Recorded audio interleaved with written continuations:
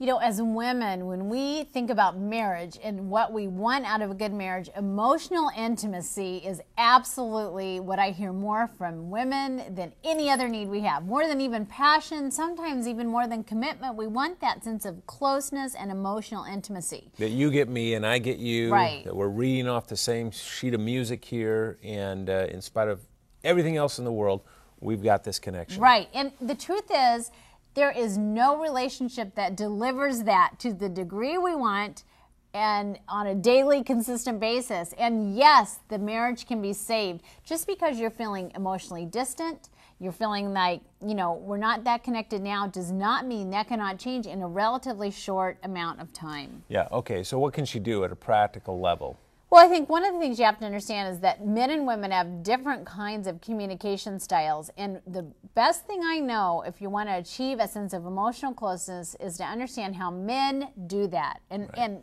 you can probably shed light on this, but it all happens through shared activity. It does not happen through those conversations we always picture. Right, so try to think about this. What is one activity that you could do with your husband that you know he would enjoy it if you would do? I mean, sometimes it's just something as simple as, you know, going to a store that he enjoys. You know, maybe it's an outfitter store, or maybe it's a computer store, or maybe it's taking a walk around the neighborhood, or maybe it's playing tennis. I just spent like an hour with you at Best Buy. Yeah. I don't know if I had the best attitude about it. Yeah.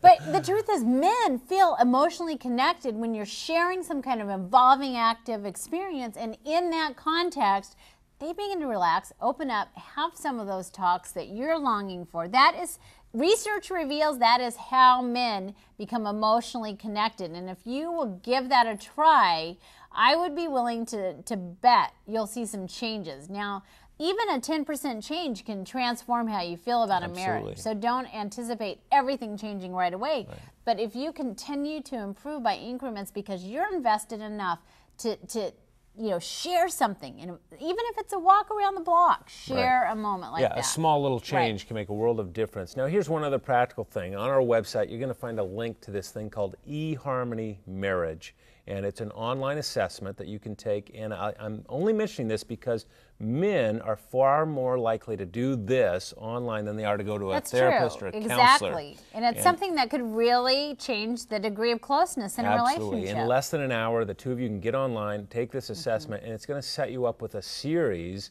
of little 20-minute exercises that you can do once a week. And we know from research the difference this makes in a couple's life. So you might want to check that out as well. eHarmony Marriage.